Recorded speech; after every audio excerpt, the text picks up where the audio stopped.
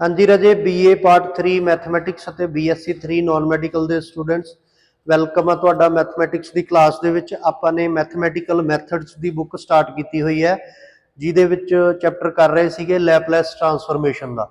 ਹੁਣ ਤੱਕ ਆਪਾਂ ਇਹਦੇ ਵਿੱਚ ਕਾਫੀ ਕੰਮ ਕਰ ਚੁੱਕੇ। ਲੈਪਲੈਸ ਟਰਾਂਸਫੋਰਮੇਸ਼ਨ ਕੀ ਹੁੰਦੀ ਹੈ, ਕੀ ਡੈਫੀਨੇਸ਼ਨ ਆ, ਕਿਵੇਂ ਆਪਾਂ ਕਿਸੇ ਫੰਕਸ਼ਨ ਦੀ ਲੈਪਲੈਸ ਟਰਾਂਸਫੋਰਮੇਸ਼ਨ ਪਤਾ ਕਰਦੇ ਆ, ਇਹਦੀਆਂ ਬਹੁਤ ਸਾਰੀਆਂ ਪ੍ਰੋਪਰਟੀਜ਼ ਕਰ ਲਈਆਂ ਨੇਗੀਆਂ ਲੈਪਲੈਸ ਟਰਾਂਸਫੋਰਮੇਸ਼ਨ ਦੀਆਂ। ਠੀਕ ਹੈ, ਐਕਸਪੋਨੈਂਸ਼ੀਅਲ ਆਰਡਰ ਅਲਫਾ ਦਾ ਫੰਕਸ਼ਨ ਕੀ ਹੁੰਦਾ। ਉਸ ਤੋਂ ਬਾਅਦ ਲੈਪਲੈਸ ਟਰਾਂਸਫੋਰਮੇਸ਼ਨ ਦੀਆਂ first shifting theorem, second shifting theorem, change of scale property, ਕਾਫੀ ਕੰਮ ਕੀਤਾ ਜਾ ਚੁੱਕਿਆ। ਵੈਰੀ ਪ੍ਰੀਵੀਅਸ ਕਲਾਸ ਆਪਾਂ ਨੇ ਪਿਛਲੇ ਦਿਨ ਦੀ ਕਲਾਸ ਦੇ ਵਿੱਚ ਕੀ ਕੰਮ ਕਰਿਆ ਸੀਗਾ, Laplace transformation of derivatives and Laplace transformation on derivatives, differentiation of Laplace transformation, Laplace transformation का डेरीवेटिव ਅਤੇ ਕਿਸੇ ਦੇ ਡੈਰੀਵੇਟਿਵ ਦੀ ਲੈਪਲੈਸ ਟਰਾਂਸਫੋਰਮੇਸ਼ਨ ਵਾਲਾ ਕੰਮ ਪੜਿਆ ਸੀ। ਕਾਫੀ ਇੰਟਰਸਟਿੰਗ ਅਤੇ ਸਕੋਰਿੰਗ ਕੰਮ ਸੀਗਾ, ਉਹ ਤੁਸੀਂ ਮੇਰੇ ਖਿਆਲ ਦੇ ਵਿੱਚ ਕੰਪਲੀਟ ਕਰ ਲਿਆ ਹੋਣਾ। ਜਿਹਦਾ ਕਿਸੇ ਦਾ ਰਹਿੰਦਾ ਆਪਣਾ ਟਾਈਮ ਕੱਢ ਕੇ ਉਹ ਕੰਮ ਫਿਨਿਸ਼ ਕਰੋ। ਅੱਜ ਆਪਾਂ ਲੈਪਲੈਸ ਟਰਾਂਸਫੋਰਮੇਸ਼ਨ ਆਫ ਇੰਟੈਗਰਲਸ ਕਰਨ ਜਾ ਰਹੇ ਹਾਂ। ਸੋ ਸਭ ਤੋਂ ਪਹਿਲਾਂ ਤਾਂ ਦੇਖੋ ਸਟੇਟਮੈਂਟ ਦੇ ਵਿੱਚ ਕੀ ਕਿਹਾ ਗਿਆ, Laplace transformation of integrals, let f of t be a real valued and continuous functions on 0 to interval, 0 to infinity ਦੇ ਇੰਟਰਵਲ ਦੇ। f of t ਦੇ ਇਕੱਲੇ f of t ਦੀ ਜਦੋਂ ਆਪਾਂ ਲੈਪਲੈਸ ਕਰਦੇ ਆ ਤਾਂ ਉਹ ਕੈਪੀਟਲ f of s ਆਉਂਦੀ ਹੈ।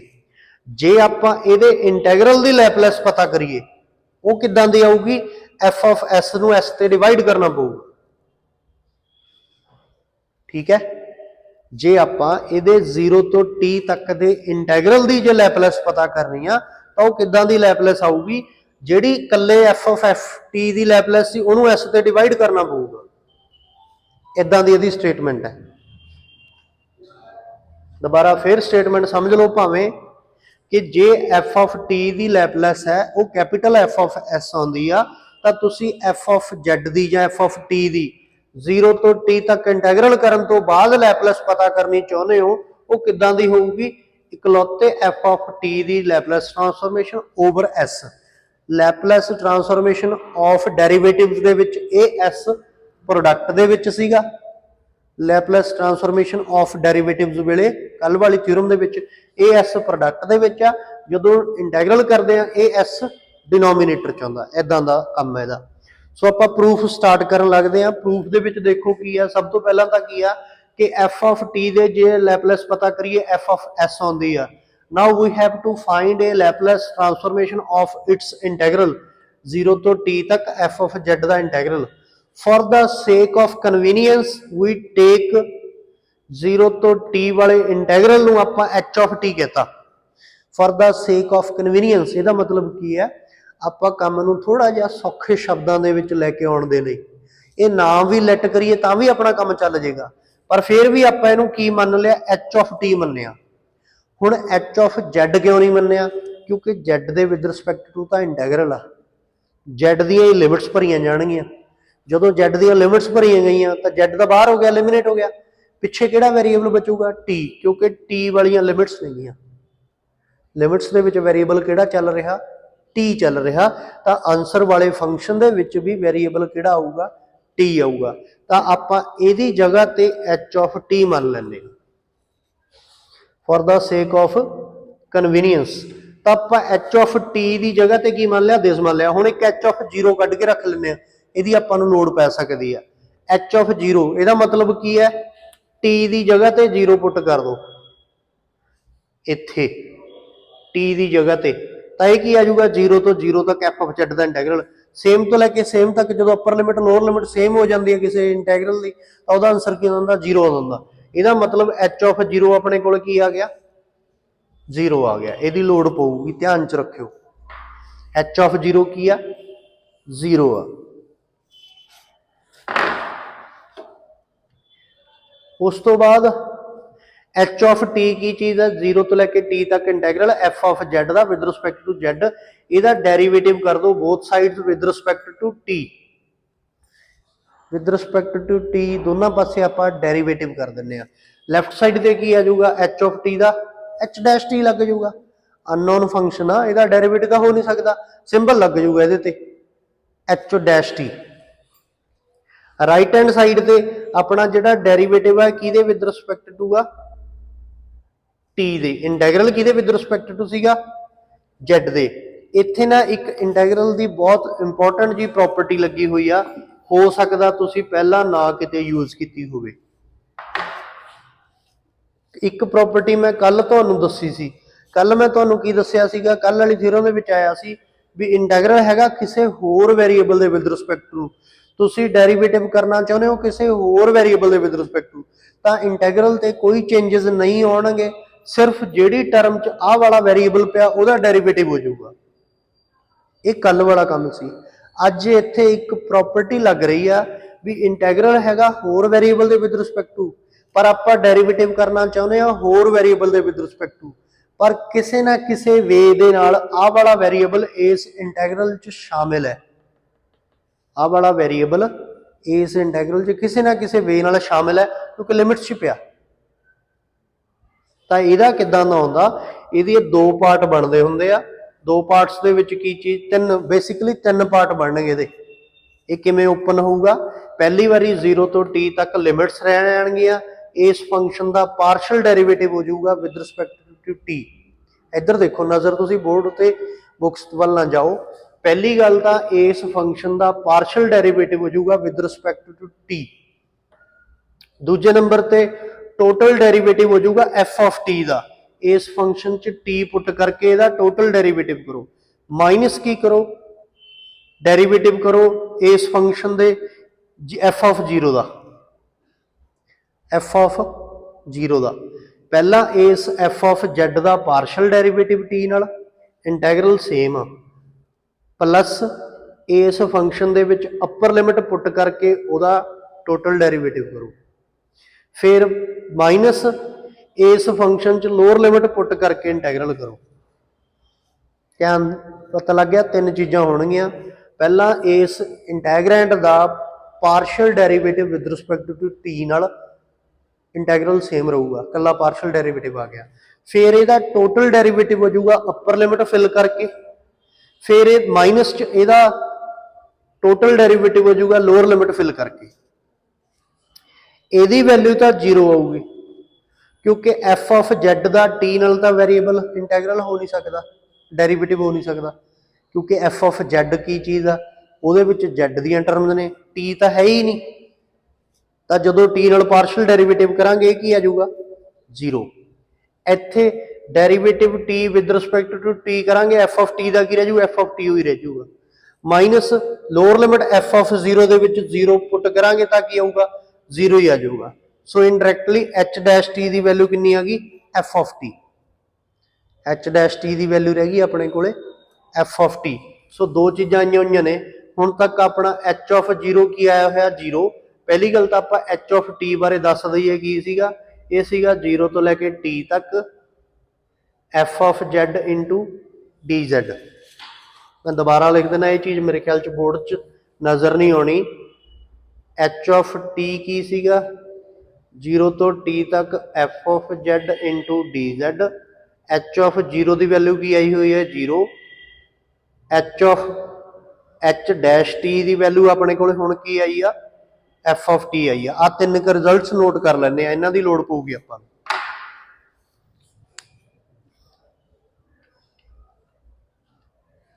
ਇਹਨੂੰ ਆਪਾਂ ਕਿਵੇਂ ਲਿਖਿਆ, because from using Leibniz rule of differentiation under the integral sign. ਆ ਜਿਹੜਾ ਆਪਾਂ ਨੇ ਰੂਲ ਲਗਾਇਆ ਇਹਨੂੰ ਲੈਬਨੀਜ਼ ਰੂਲ ਬੋਲਦੇ ਆ, Lebanese rule of differentiation. Google ਤੇ ਜਾ ਕੇ ਸਰਚ ਕਰ ਲਿਓ, ਇੱਥੇ ਲਿਖ ਲਓ ਇਹ ਕਿਹੜਾ ਰੂਲ ਹੈਗਾ, Leibniz rule of differentiation. Lecture 'ਚ ਸੁਣ ਲਿਓ ਭਾਵੇਂ ਜਦੋਂ ਹੋਮਵਰਕ 'ਚ ਜਾ ਕੇ ਪੜ੍ਹੋਗੇ, Leibniz rule of differentiation under the integral sign, under the integral sign.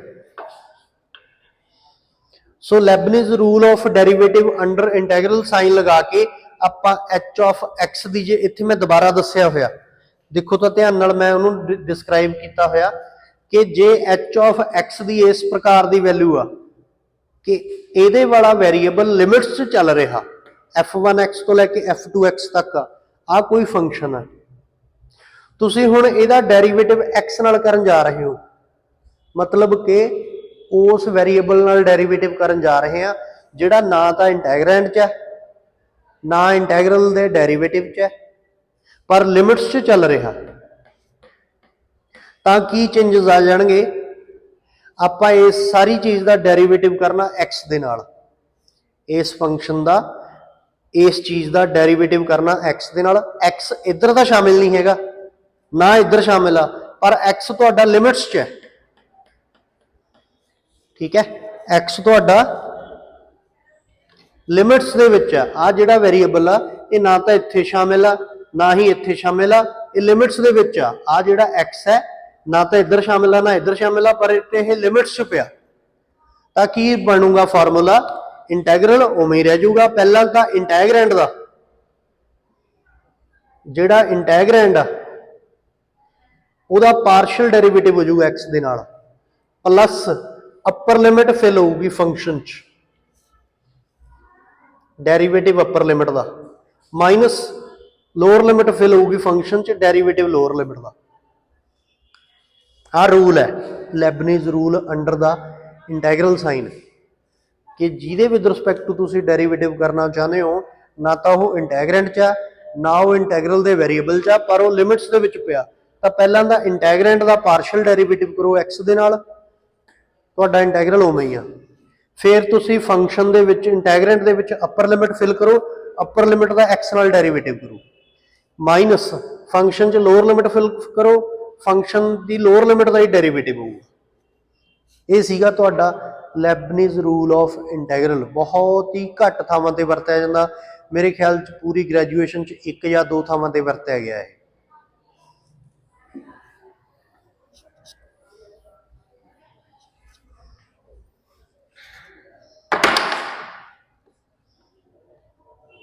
सो आप दोबारा फिर दसता कि एच डैश टी की लैपलेस कितनी आई हुई है एफ ऑफ टी। उस तो बाद आप taking Laplace transformation both side, हुण आप दोवां पासे लैपलेस लैने आ। इधर की आ जाऊगा एच डैश टी की लैपलेस, इधर की आ जाऊगा एफ ऑफ टी की लैपलेस, ठीक है जी। एच डैश टी की लैपलेस का की फार्मूला सी, ये आपां ने कल कीता। किसी दे एक बार डेरीवेटिव की लैपलेस का की फार्मूला सी, एस इंटू ओदे इकल्ले दी लैपलेस बिना डेरीवेटिव तो minus h of zero. Right side ते Laplace of f of t की आ जाऊगा एफ ऑफ एस। इत्थे एफ एच ऑफ टी की लैपलेस की आ जाऊगी, Laplace of h of t नूं एच ऑफ टी ही रहन देवांगे। एच ऑफ जीरो की वैल्यू आपां पहलां कढ के रखी हुई है, एच ऑफ जीरो की आया होया जीरो। इहदा मतलब s into Laplace of h of t किहदे बराबर आ गई एफ ऑफ एस दे, कैपिटल एफ ऑफ एस दे। उस तो बाद एस नाल डिवाइड कर दिंने आपां, लैफ्ट हैंड साइड तो डेरीवेटिव सॉरी एस जाके राइट हैंड साइड ते डिवाइड च आ गया, तो एच ऑफ टी का आपां ने सिंबल जो मन्निया होया सी वो यूज कर लिया। एच ऑफ टी की मन्निया सी आपां ने जीरो तो लैके टी तक एफ ऑफ जेड का इंटैग्रल। तो अपने कोले रूल तैयार है, अपने कोले फार्मूला आ चुकिया कि जदों आपां एफ ऑफ जेड के इंटैग्रल की लैपलेस पता करांगे तो वो की आऊगी capital F of s over s आऊगी। सो हुण आपां ने की सीखिया कि जदों किसी दे एक बार इंटैग्रल की लैपलेस पता करनी आ तो बिना इंटैग्रल कीते लैपलेस पता कर लो, उन्होंने एस ते डिवाइड कर लो। जदों किसी दे एक बार इंटैग्रल की लैपलेस पता करनी आ तो बिना इंटैग्रल कीते उस दे इंटैग्रैंड की लैपलेस पता कर दो, जो आंसर आ जांदा उहदे विच नूं एस ते डिवाइड कर दांगे।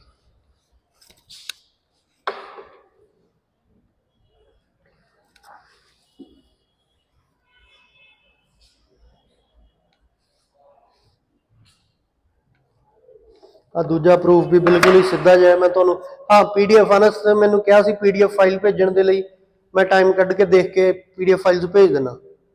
इधर तो मेरियां भेजियां हुई ने पर मेरे वो फोन च नहीं है PDF फाइल्स, PDF फाइल आ फोन च ने। इन्हां दा आपस थोड़ा जिहा एंड्रॉयड ते एप्पल दा होआ, भेज दूंगा मैं जरूर।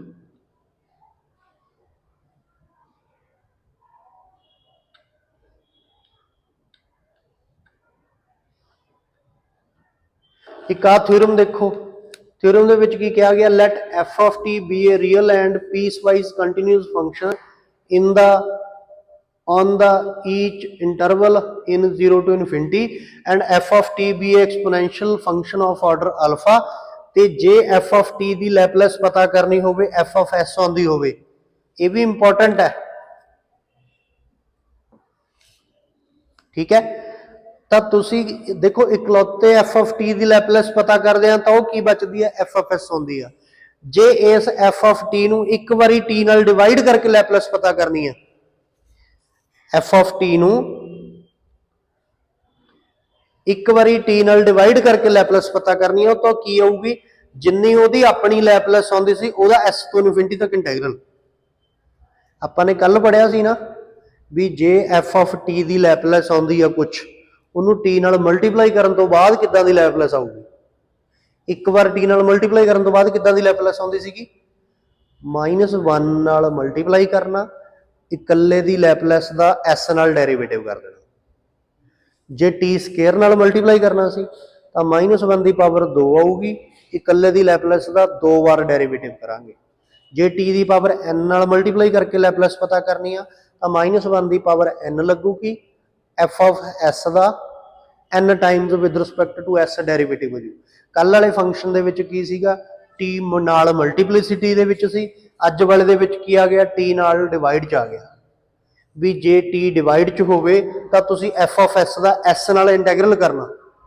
ਕੱਲ ਕੀ ਸੀ, s ਨਾਲ ਡੈਰੀਵੇਟਿਵ ਆ, ਅੱਜ ਕੀ ਆ, s ਨਾਲ ਇੰਟੈਗਰਲ। ਸੋ ਆਪਾਂ ਪ੍ਰੂਫ ਸਟਾਰਟ ਕਰਦੇ ਹਾਂ ਥਿਊਰਮ ਦਾ। ਪ੍ਰੂਫ ਦੇ ਵਿੱਚ ਦੇਖੋ ਕੀ ਕਿਹਾ ਗਿਆ, ਸਭ ਤੋਂ ਪਹਿਲਾਂ ਤਾਂ ਗਿਵਨ ਕੀ ਕਿਹਾ ਗਿਆ, f of t ਦੀ ਲੈਪਲੇਸ ਕੀ ਆ, ਕੈਪੀਟਲ f of s, ਮਤਲਬ ਕਿ ਕੈਪੀਟਲ f of s ਕੀ ਆ, Laplace of transformation of f of t। ਤਾਂ f of t ਦੀ ਜਦੋਂ ਲੈਪਲੇਸ ਕੱਢਦੇ ਉਹਦਾ ਮਤਲਬ ਕੀ ਆ, t ਦੀਆਂ ਲਿਮਿਟਸ ਨੇ 0 ਤੋਂ ਇਨਫਿਨਿਟੀ, f of t ਨੂੰ e ਦੀ ਪਾਵਰ -s into t ਨਾਲ ਮਲਟੀਪਲਾਈ ਕਰਕੇ ਇੰਟੈਗਰਲ ਕਰ ਦੇਣਾ with respect to t, taking integral both sides with respect to s, ਕਿਉਂਕਿ ਹੁਣ ਆਪਾਂ ਨੇ f of s ਦਾ ਇੰਟੈਗਰਲ ਕਰਨਾ ਤਾਂ ਬੋਥ ਸਾਈਡ ਤੇ with respect to s integral ਕਰ ਦੋ। ਲਿਮਿਟਸ ਕੀ ਲਓ, s ਤੋਂ ਲੈ ਕੇ s ਇਨਫਿਨਿਟੀ ਤੱਕ, s ਇਕੁਅਲਸ ਟੂ s ਤੋਂ ਲੈ ਕੇ s ਇਕੁਅਲ ਟੂ ਇਨਫਿਨਿਟੀ ਤੱਕ ਇੰਟੈਗਰਲ ਕਰੋ। ਤਾਂ ਇੱਧਰ ਕੀ ਲੱਗ ਜੂਗਾ, ਇੱਧਰ ਤਾਂ ਜਸਟ ਇੰਟੈਗਰਲ ਦਾ ਸਿੰਬਲ ਲੱਗ ਜੂਗਾ ਕਿ s ਤੋਂ ਲੈ ਕੇ ਇਨਫਿਨਿਟੀ ਤੱਕ ਇੰਟੈਗਰਲ ਦੀਆਂ ਲਿਮਿਟਸ ਨੇ, f of s the s ਦੇ ਵਿਦ ਰਿਸਪੈਕਟ ਟੂ ਇੰਟੈਗਰਲ ਆ। ਰਾਈਟ ਹੈਂਡ ਸਾਈਡ ਤੇ ਆਹ ਵਾਲਾ ਇੰਟੈਗਰਲ ਆ, ਇਹ ਅੰਦਰ ਪਿਆ ਸੇਮ ਐਜ਼ ਇਟ ਇਜ਼, ਬਾਹਰ s ਤੋਂ ਲੈ ਕੇ ਇਨਫਿਨਿਟੀ ਤੱਕ ਇੰਟੈਗਰਲ ਕਰ ਦੇਣਾ ਵਿਦ ਰਿਸਪੈਕਟ ਟੂ s। ਉਸ ਤੋਂ ਬਾਅਦ interchange the order of integration. ਹੁਣ ਇੰਟੀਗ੍ਰੇਸ਼ਨ ਦਾ ਆਰਡਰ ਆਪਾਂ ਚੇਂਜ ਕਰ ਸਕਦੇ ਹਾਂ ਕਿ ਜੇ x ਅਤੇ y ਦੋ ਵੈਰੀਏਬਲ ਹੋਣ, ਇੱਕ ਪਾਸੇ ਪਹਿਲਾਂ x ਨਾਲ ਇੰਟੈਗਰਲ ਕੀਤਾ ਗਿਆ, ਬਾਅਦ ਚ y ਨਾਲ ਕੀਤਾ ਗਿਆ, ਤਾਂ ਰਾਈਟ ਸਾਈਡ ਤੇ ਪਹਿਲਾਂ y ਨਾਲ ਕਰਕੇ ਬਾਅਦ ਚ x ਨਾਲ ਕਰ ਸਕਦੇ ਆਪਾਂ। ਇਸ ਕੰਮ ਨੂੰ ਆਪਾਂ ਆਰਡਰ ਆਫ ਇੰਟੀਗ੍ਰੇਸ਼ਨ ਕਹਿੰਦੇ ਹੁੰਦੇ ਆ। ਐਡਵਾਂਸ ਕੈਲਕੂਲਸ 'ਚ ਆਪਾਂ ਬਹੁਤ ਚੰਗੇ ਤਰੀਕੇ ਨਾਲ ਸੈਕੰਡ ਈਅਰ 'ਚ ਇਹ ਕੰਮ ਪਿਛਲੇ ਸਾਲ ਕੀਤਾ ਹੋਇਆ। ਸੋ ਆਰਡਰ ਆਫ ਇੰਟੀਗ੍ਰੇਸ਼ਨ ਇੱਥੇ ਚੇਂਜ ਕਰਦੇ ਹਾਂ, ਦੋ ਵੈਰੀਏਬਲ ਨੇ ਆਪਣੇ ਕੋਲੇ t ਅਤੇ s ਵਾਲੇ, ਤਾਂ ਆਪਾਂ t ਵਾਲਾ ਮੈਟਰ ਬਾਹਰ ਲੈ ਜਾਵਾਂਗੇ, s ਵਾਲਾ ਮੈਟਰ ਅੰਦਰ ਲੈ ਆਵਾਂਗੇ। ਤਾਂ t ਦੀਆਂ ਲਿਮਿਟਸ ਬਾਹਰ ਚਲੇ ਗਈਆਂ, f of t ਬਾਹਰ ਆ ਗਿਆ, ਵਿਦ ਰਿਸਪੈਕਟ ਟੂ t ਬਾਹਰ ਆ ਗਿਆ, ਅੰਦਰ ਕੀ ਚੀਜ਼ ਬਚ ਗਈ, s ਦੀਆਂ ਲਿਮਿਟਸ s ਤੋਂ ਲੈ ਕੇ ਇਨਫਿਨਿਟੀ ਤੱਕ with respect to s integral ਅੰਦਰ ਰਹਿ ਗਿਆ, ਅਤੇ ਜਿਹਦੇ ਵਿੱਚ ਵੀ ਵੈਰੀਏਬਲ s ਹੈ e ਦੀ ਪਾਵਰ -s t ਉਹ ਅੰਦਰ ਰੱਖ ਲਿਆ। ਤਾਂ ਹੁਣ ਆਪਾਂ ਨੇ ਇਹਦਾ ਇੰਟੈਗਰਲ ਕਰ ਦੇਣਾ। ਇਹਦਾ ਇੰਟੈਗਰਲ ਕੀ ਆ ਜਾਊਗਾ, ਇੱਕ ਵਾਰ ਐਕਸਪੋਨੈਂਸ਼ੀਅਲ ਫੰਕਸ਼ਨ ਸੇਮ, ਕੱਲੀ ਪਾਵਰ ਦਾ derivative with respect to s denominator 'ਚ ਆ ਜਾਊਗਾ, ਕੱਲੀ ਪਾਵਰ ਦਾ ਡੈਰੀਵੇਟਿਵ। ਪਾਵਰ ਦਾ ਜਦੋਂ ਡੈਰੀਵੇਟਿਵ ਕਰਾਂਗੇ with respect to s, s ਦਾ ਤਾਂ 1 ਆ ਗਿਆ, -t ਨੀਚੇ ਲੱਗ ਜਾਊਗਾ। ਠੀਕ ਹੈ, ਹੁਣ ਇਹਦੇ ਵਿੱਚ ਆਪਾਂ ਲਿਮਿਟਸ ਭਰਨੀਆਂ ਨੇ।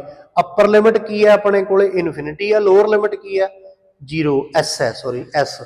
ਤਾਂ ਅਪਰ ਲਿਮਿਟ ਜਦੋਂ ਇਨਫਿਨਿਟੀ ਭਰੀ, e ਦੀ ਪਾਵਰ -ਇਨਫਿਨਿਟੀ 0 ਆ ਜਾਊਗਾ, ਇਹਦੀ ਜਗ੍ਹਾ ਤੇ ਕੀ ਆ ਜਾਊਗਾ, e ਦੀ ਪਾਵਰ -ਇਨਫਿਨਿਟੀ 0।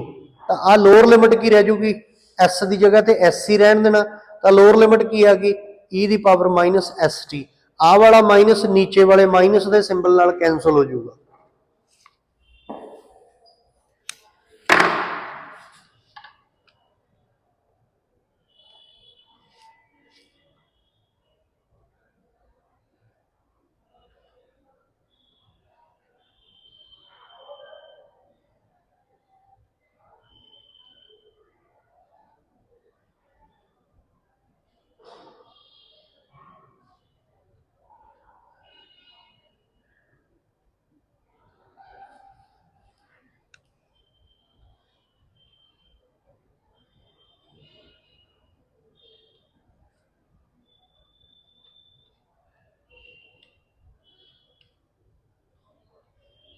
हाँ जी, मैं आ दस रहा सी आ वाला ई दी पावर -20 जीरो हो गया, ई दी पावर -s इंटू टी बच गया, आ माइनस नाल माइनस कैंसल हो गया, नाल की बच गया f of t. So right hand side दे की लैफ्ट हैंड साइड ते की चीज चलती जा रही है अपने कोले एफ ऑफ टी दा विद रिस्पैक्ट टू एस, एस तो लैके इनफिनिटी तक इंटैगरल। एफ ऑफ टी नहीं सी इत्थे, एफ ऑफ एस सीगा, एफ ऑफ एस सी। तो राइट साइड ते टी वेरी करदा 0 तो इनफिनिटी, ई दी पावर -s इंटू टी दे नाल की चीज होगी f of t over d. ਇਹਦਾ मतलब लैपलैस ट्रांसफॉर्मेशन होगी f of t over t. तो हुण देखण नूं की लगदा अपने कोले, तो रिजल्ट ये बच गया कि जे एफ ऑफ टी नूं टी नाल डिवाइड करके लैपलैस पता करन नूं कहा जा रहा, तो कल्ले F of T the Laplace मतलब कि एफ ऑफ एस का इंटैगरल कर दो एस तो लैके इनफिनिटी तक। ठीक है, हुण यही रिजल्ट आपां ने किवें एग्जांपल्स दे विच यूज करना मैं इहदे बारे दस्सिया होया। This result used in the problems as, problems दे विच की चीज आऊगी तुहाडे सामने एग्जांपल होऊगी, एग्जांपल च की चीज होऊगी किसी स्टेटमेंट दे नीचे टी डिवाइड च पिया, तुहानूं ओहदी लैपलैस पता करन नूं कहता, किसी स्टेटमेंट दे किसी चीज दे नीचे टी पिया तो ओहदी लैपलैस पता करो, तो तुहाडा काम की होऊगा एस तो लैके इनफिनिटी तक विद रिस्पैक्ट टू एस तुसीं इंटैगरल कर देना, सिर्फ किस चीज़ का, उस न्यूमरेटर की लैपलैस का, विदाउट डिनोमीनेटर। इस कल्ले न्यूमरेटर की लैपलैस कढ़ लैनी है पहला, तो बाद च एस तो लैके इनफिनिटी तक एस के विद रिस्पैक्ट टू इंटैगरल कर देना। There are some more functions whose Laplace transformation we have to find, काफ़ी सारिया एग्जांपल्स नेगियां, जिवें इत्थे तुहाडे सामने की पिया बेसल फंक्शन आ फर्स्ट काइंड का ऑर्डर 1, याद रखना पऊगा कि बेसल फंक्शन फर्स्ट काइंड का की होंदा ऑर्डर 1, J1 D ਇਹਦਾ ਦੀ ਕਿੱਦਾਂ ਦੀ ਸਟੇਟਮੈਂਟ ਹੁੰਦੀ ਆ, T/2 -1/2 ਫੈਕਟੋਰੀਅਲ T/2 ਦੀ cube plus 1/2 factorial 1/3 factorial T/2 ਦੀ power 5 up to so on, ਇਦਾਂ ਦੀ ਸਟੇਟਮੈਂਟ ਹੈ। ਇਹ ਯਾਦ ਰੱਖਣਾ ਪਊਗਾ Bessel function of first kind order 1। फिर हैगा Bessel function of first kind order 0 जो J0 है 1 - t²/2 something this they this. ये आपां ने कीता होया कैलकुलस दे विच।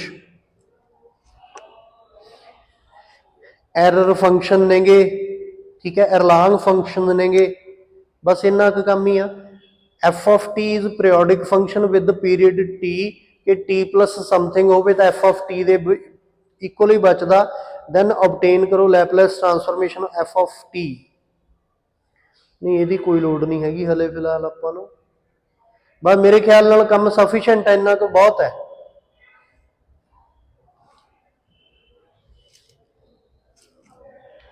ठीक है, अपना लैपलैस ट्रांसफॉर्मेशन वाला चैप्टर कंप्लीट हुंदा है।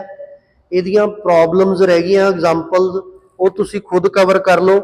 ये मेरे तो करवानियां ने तो मैनू टिक मार्क लगा के दे दो भी आ एग्जांपल साडे तो सॉल्व नहीं हो रही, मैं वो कवर करवा दांगा। सारियां ना मेरे सिर ते छड्डो, ठीक है, मैनू मेन एग्जांपल दस दो भी आ एग्जांपल साडे तो समझ नहीं लग रही, मैं वो मेन कवर करवा दांगा। वैसे हो नहीं सकता भी तुहाडे तो ना होण, जे तुसी थ्योरी चंगे तरीके नाल पढ़ी है, अटैंड कीते ने लैक्चरस, तां तुहानू इन्ना क काम आउंदा होऊगा कि किहड़ी स्टेटमेंट दे लई किहड़ी थ्योरम दा किहड़ा पार्ट लग रहा, इहनू किवें सॉल्व करना।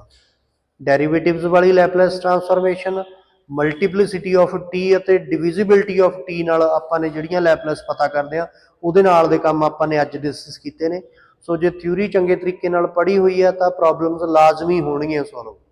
इस तो बाद आपां स्टार्ट करांगे, हो सकदा कल दी छुट्टी हो जावे, जे कल दी छुट्टी होगी तां ठीक है, मंडे नूं क्लास लावांगे, अदरवाइज कल की क्लास के आपां इनवर्स लैपलैस ट्रांसफॉर्मेशन का चैप्टर स्टार्ट करांगे। इनवर्स लैपलैस ट्रांसफॉर्मेशन के लिए लैपलैस ट्रांसफॉर्मेशन के सारे रिजल्ट्स तुहाडे टिप्स ते होने चाहिए ने। सो एक पेज लो जिहदे ते सारे रिजल्ट लैपलैस ट्रांसफॉर्मेशन के लिख दो। लैपलैस ट्रांसफॉर्मेशन की हुंदी आ, एक्सपोनेंशियल फंक्शन आ मल्टीप्लाई करे तो लैपलैस ट्रांसफॉर्मेशन किदां दी हुंदी आ, टी नाल मल्टीप्लाई करे तो लैपलैस ट्रांसफॉर्मेशन किदां दी हुंदी आ, टी नाल डिवाइड करे तो लैपलैस ट्रांसफॉर्मेशन किदां दी हुंदी आ, किसी दे एक बार डेरिवेटिव की लैपलैस ट्रांसफॉर्मेशन की है, किसी दे दो बार डेरिवेटिव की लैपलैस ट्रांसफॉर्मेशन की है। ठीक है, इदां इदां दा काम। ਕੱਲ ਆਪਾਂ ਇਨਵਰਸ ਟਰਾਂਸਫਾਰਮੇਸ਼ਨ ਦਾ ਕੰਮ ਨੈਕਸਟ ਕਲਾਸ ਦੇ ਵਿੱਚ ਆਪਾਂ ਕੰਮ ਸਟਾਰਟ ਕਰਾਂਗੇ।